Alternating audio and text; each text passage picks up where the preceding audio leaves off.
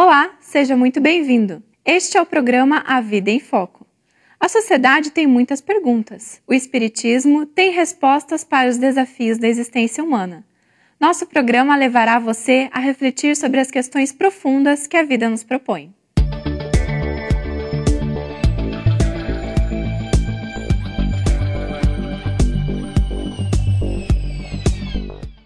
A mágoa é causa de enfermidades? O que leva as pessoas a conservarem mágoas, já que é sabido que elas são fontes perturbadoras da paz?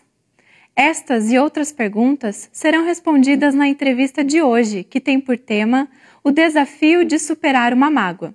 Acompanhe também no programa A Vida em Foco, curiosidades, crônica, o Espiritismo esclarece e, por último, a presença de Haroldo Dutra Dias, no quadro As Pérolas do Evangelho. Você é nosso convidado especial. Fique conosco! Acompanhe a crônica da semana. Afinal de contas, o estresse é nosso adversário ou nosso amigo? Vamos pensar juntos. Imaginemos um engenheiro que recebe a missão de calcular a estrutura de um prédio para que ele fique em pé, funcionando direitinho. Ele estuda a força dos ventos, o peso das pessoas, o peso do próprio prédio, dos móveis, equipamentos que estarão sobre ele e, dependendo da região, analisa terremotos, alagamentos, deslizamentos de terra, tornados, furacões. Depois de tudo isso, ele define a estrutura ideal que irá suportar todas essas forças. O prédio estará debaixo do peso de muitas forças que sobre ele atuam. O que seria mais fácil para o engenheiro? Acabar com o vento, com a chuva, com os terremotos, com o peso das pessoas, projetando um edifício de palha, sem muito esforço, ou estudar minuciosamente os recursos que estão à sua disposição para projetar um edifício capaz de aguentar tudo isso? Esse conjunto de forças gera sobre o prédio um estado de tensão ou pressão. A palavra tensão, na língua inglesa, é conhecida como estresse. Com o tempo, sofreu um aportuguesamento e virou estresse. Considere agora que você é um engenheiro da sua própria felicidade. Todos os dias, nós somos desafiados pelos tsunamis da morte, pelos maremotos das doenças, pelos furacões das traições e deslealdades, pela chuva de conflitos familiares ou profissionais. Como engenheiro, o que é mais inteligente fazer? Acabar com a morte? Controlar os outros, esperando que eles mudem o comportamento? Evitar os relacionamentos? Deixar de cumprir com os deveres diários? Ou investir na estrutura do seu edifício emocional para suportar essas forças inevitáveis? Agora eu pergunto a você, o estresse é seu amigo ou adversário? O estresse é necessário, pois sem ele não há como crescer. Em vez de simplesmente evitá-lo, o que parece ser uma tarefa impossível, procure investir mais nos pilares do seu edifício emocional. Como anda a sua relação familiar? Como você tem cultivado o tesouro da amizade sincera? Tem exercitado a sua fé, a sua esperança? Tem cultivado bons pensamentos? Quantas vezes você tem parado para orar e agradecer? Como você está usando o seu tempo? Tenha uma boa semana. Confira o quadro de entrevistas com o tema O Desafio de Superar uma Mágoa.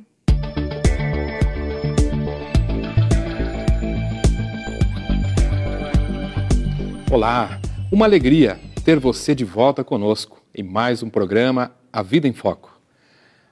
Na nossa conversa de hoje, no nosso bate-papo de hoje, temos a presença de Marcelo Garcia Collen, médico, graduado pela Universidade Federal do Paraná, com mestrado em epidemiologia pela Universidade Federal do Rio Grande do Sul. Bastante jovem ainda, Marcelo fundou a Sociedade Espírita Laços Fraternos em Curitiba, self.org.br. Marcelo? Olá, muito obrigado por estar aqui novamente. Tudo bem, Marcelo. Todos vivemos em sociedade, todos vivemos relacionamentos, e relacionamentos geram, naturalmente, demandas, geram atritos. Muitos relacionamentos produzem mágoa. E hoje o nosso tema é o desafio de superar a mágoa. Eu gostaria de começar perguntando para você, Marcelo. Claro, a sua experiência como médico, a sua experiência como espírita militante já há alguns anos. Qual o papel da mágoa e do perdão na saúde emocional das pessoas? Nós estamos aí trabalhando com as duas antíteses, né? Tese e antítese. A mágoa, ela afeta profundamente a saúde emocional de qualquer pessoa. Aquelas pessoas que a gente já vê que andam, parece que arrastam aquela nuvem negra, que estão sempre com alguma coisa em torno delas, que são amarguradas mesmo com a vida, frequentemente vão ter esse seu estado emocional ligado ao acúmulo de mágoas. As mágoas parece que vão pesando sobre os ombros e elas vão assim arrastando cada vez mais. Como você disse bem, uma vez que a gente vive em sociedade, não tem como não enfrentar conflitos. E nos conflitos sobram mágoas. Então, do outro lado, nós vamos ter aquelas pessoas que têm muita capacidade de perdoar, que superam essas dificuldades, superam esses entreveros, e são pessoas que geralmente andam com mais leveza pela vida. Às vezes é um erro nosso achar que as pessoas que têm mais leveza são aquelas que não passaram por problemas. Não, me parece que as pessoas que vivem mais leves são aquelas que aprenderam a superar as suas mágoas e seguir em frente, apesar das dificuldades. E essa é a grande diferença.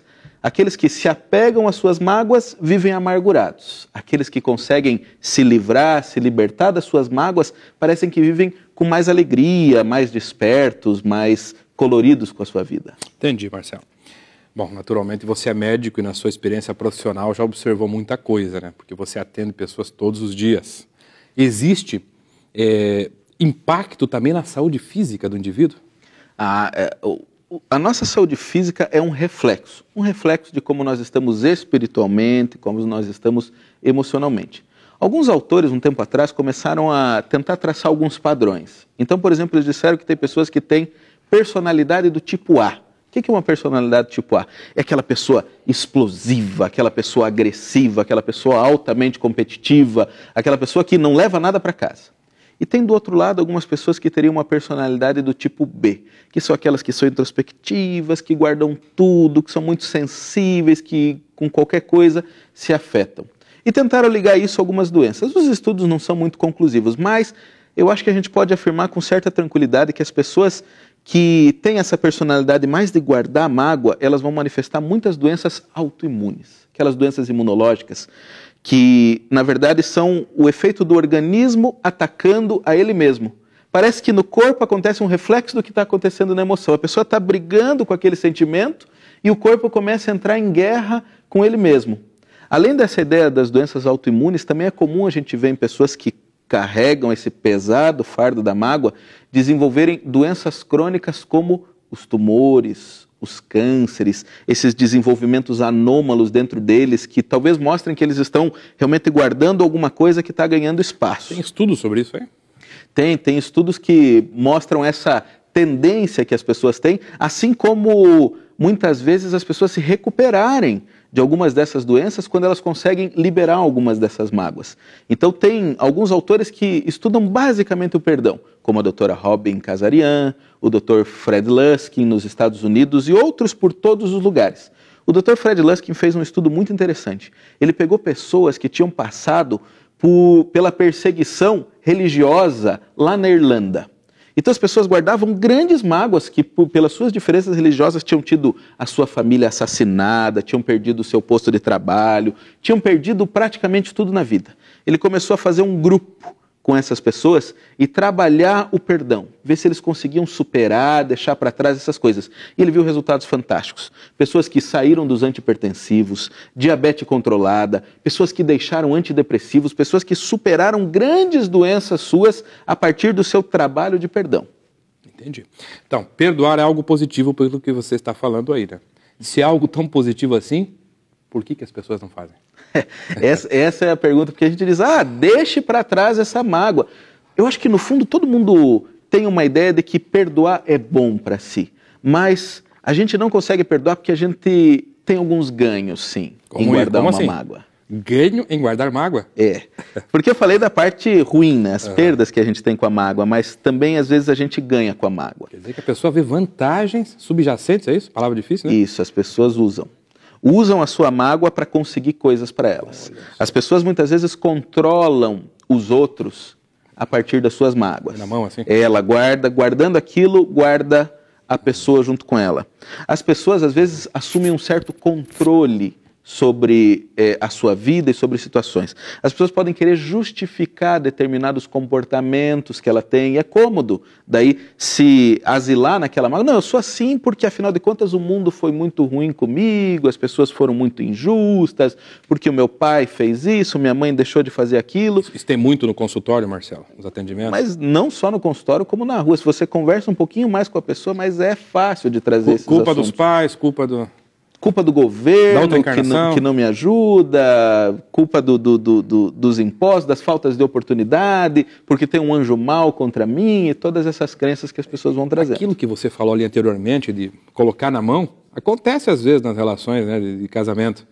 Lembra aquilo que você fez para mim, que você pisou na bola um dia, e vão levando isso aí 20, 30 anos às vezes. E às vezes até filhos contra os pais, mas você que me esqueceu na escola, agora vai querer me dizer isso, vai querer me cobrar alguma coisa ou algo assim. Então isso é uma coisa que afeta profundamente a dinâmica dos relacionamentos. E a vantagem nesse caso é controlar outra pessoa? Sim. Daí eu consigo, usando isso contra você, o que acontece? Se eu me livrar dessa mágoa, se eu realmente te perdoar, como é que eu vou conseguir te justificar alguns desses comportamentos? Então eu seguro isso para poder usar contra você num outro momento. Então tem pessoas que são colecionadores de figurinhas. Elas ficam o tempo todo marcando e guardando e não perdem oportunidade de lembrar o outro que elas fizeram, que elas deixaram de fazer, que possa ter magoado de alguma maneira, o mal que eles possam ter feito. De onde que vem isso, Marcelo? Essa necessidade do indivíduo ser a vítima em todo momento? O que faz isso? É claro que não é uma coisa só, né, de um lado só. Pode ter aí, sim, uma tendência das pessoas até à autodestruição. As pessoas, às vezes, nascem com esse perfil de pessoas perdedoras, né? Pessoas que nada dá certo na vida. Lembra aquele personagem que tem dos desenhos animados, que dizia, ó vida, ó azar, e algumas pessoas querem carregar a vida assim, e por isso elas colecionam as mágoas para poder confirmar aquela posição que elas estão naquele momento, aquela ideia de que elas são de alguma maneira perseguidas. Isso ajuda, é claro, a acobertar algumas das minhas falhas. Então uma pessoa, no fundo, pode ser muito vaidosa. Então ela já guarda várias justificativas para suas falhas que ela possa usar oportunamente. Ok, Marcelo, a gente, depois do intervalo, continua com essa conversa, bastante interessante.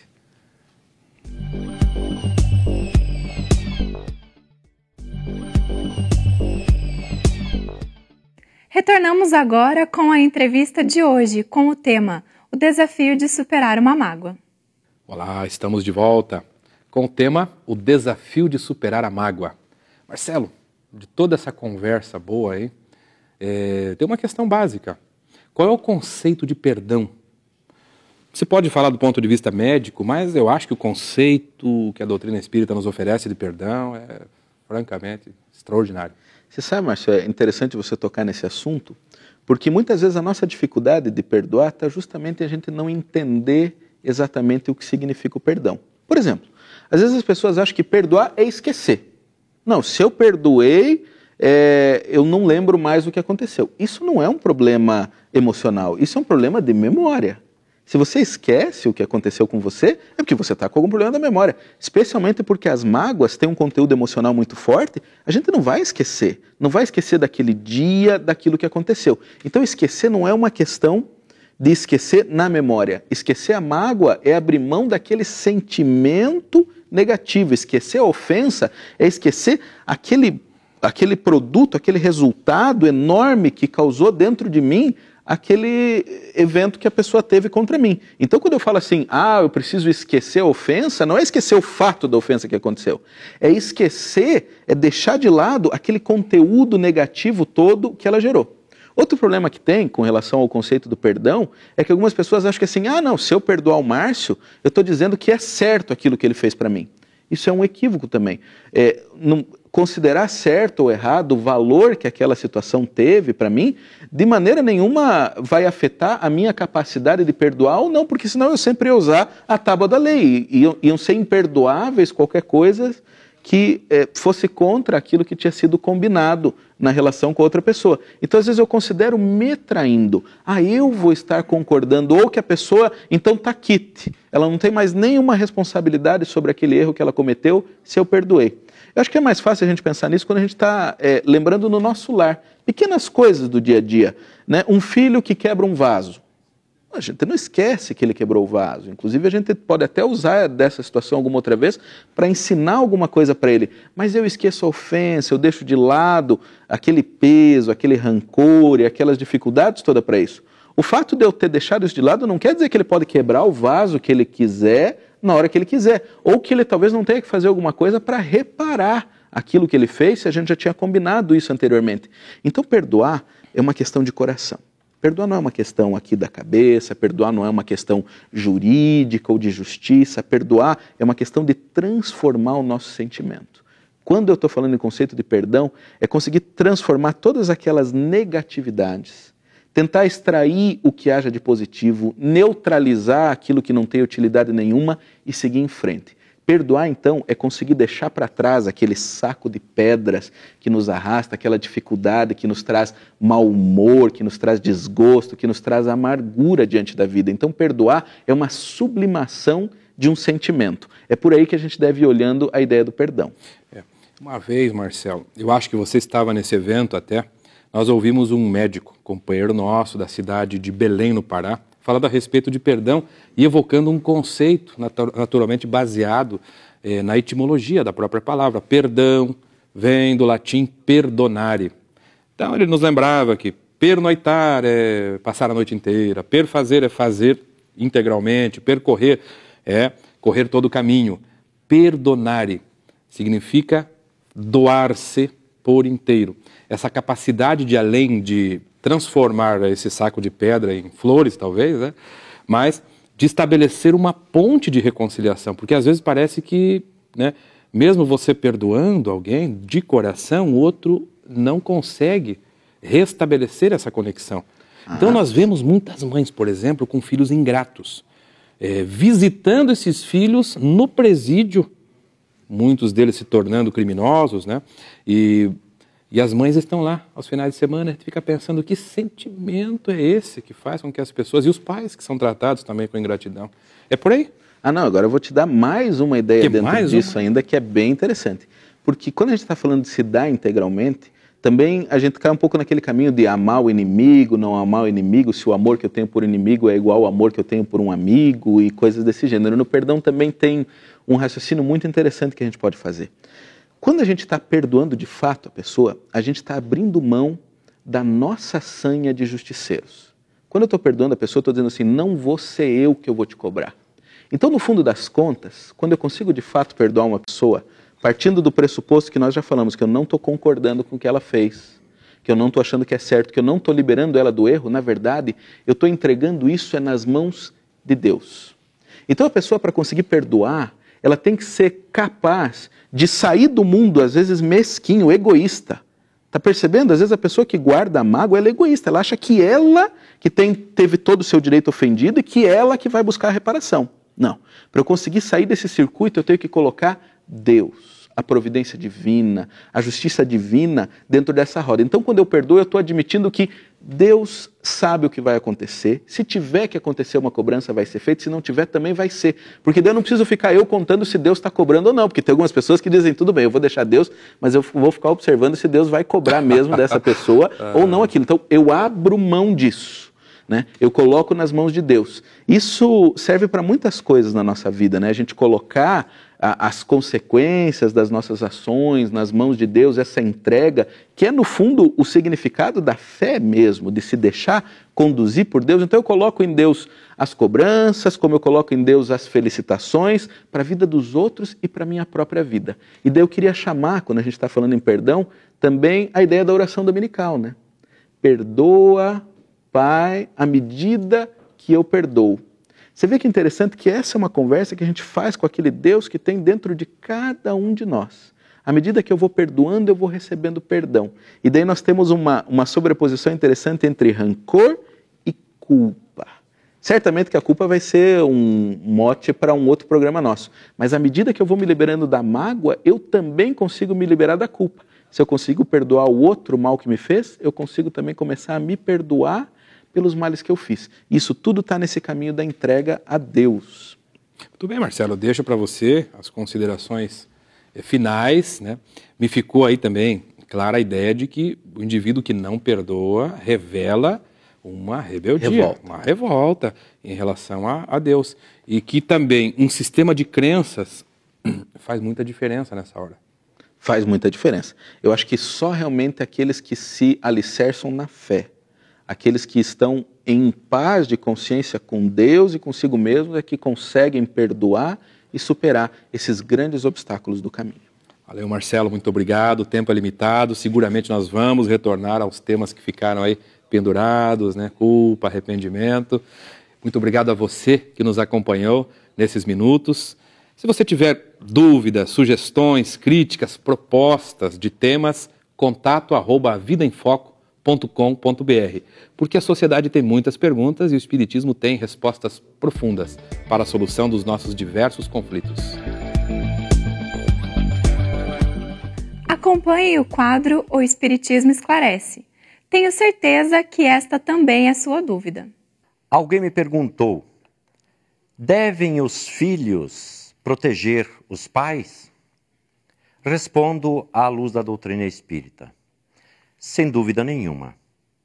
É natural que nós pensamos de modo sinérgico nesse processo. Por quê?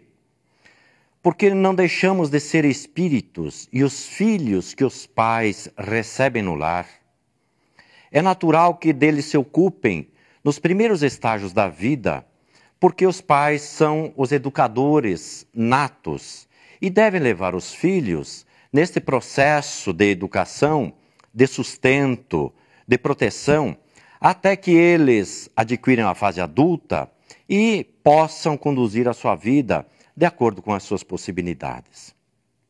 A partir disso, é natural que os filhos, tendo autonomia, devem pensar, igualmente como espíritos imortais que somos, na condução, na direção, na proteção também dos seus pais.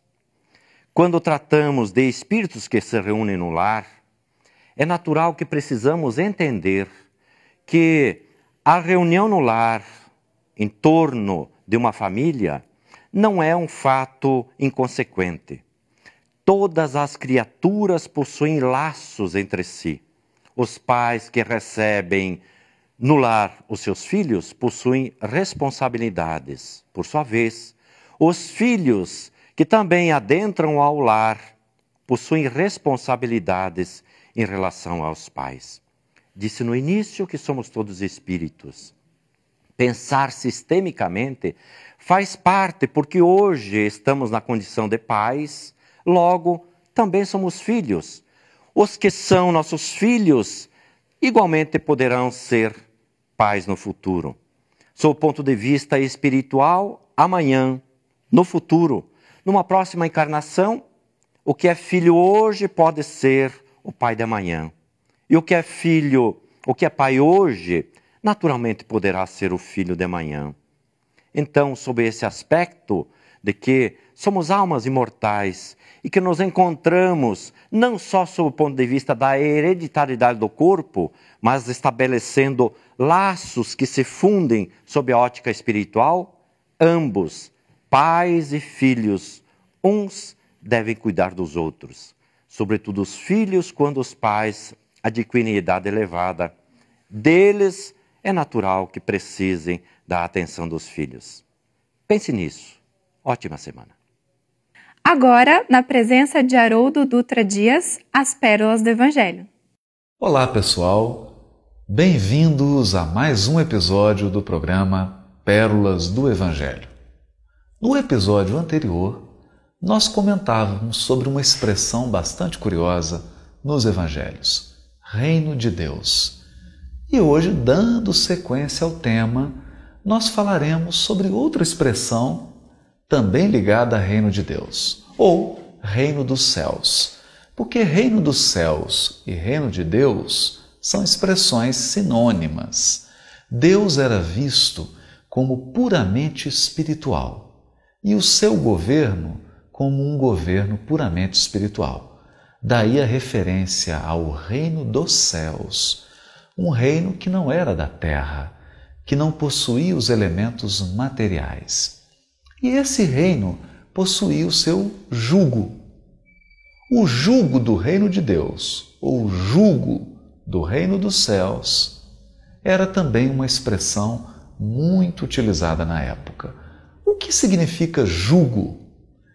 Temos que lembrar que se tratava de um povo de agricultores que cuidavam de animais, e era muito comum para arar a terra colocar uma parelha sobre 2 bois, uma espécie de madeira prendendo o pescoço para que esses animais não se desviassem no momento em que eles puxavam o arado. Esse aparato de madeira que conduzia e mantinha os animais presos ao arado era chamado de jugo. E essa expressão se referia também, metaforicamente, ao jugo do reino dos céus. O que significa isso? Significa nada mais, nada menos do que as exigências que Deus faz aos seus filhos através da sua lei divina e imutável. Nós também, se quisermos ter acesso a essa providência divina, a esse reino de Deus, temos que cumprir determinadas exigências de comportamento. Comportamento para com Deus e comportamento para com o semelhante. O conjunto desses comportamentos exigidos era conhecido na época como jugo do reino dos céus ou jugo do reino de Deus.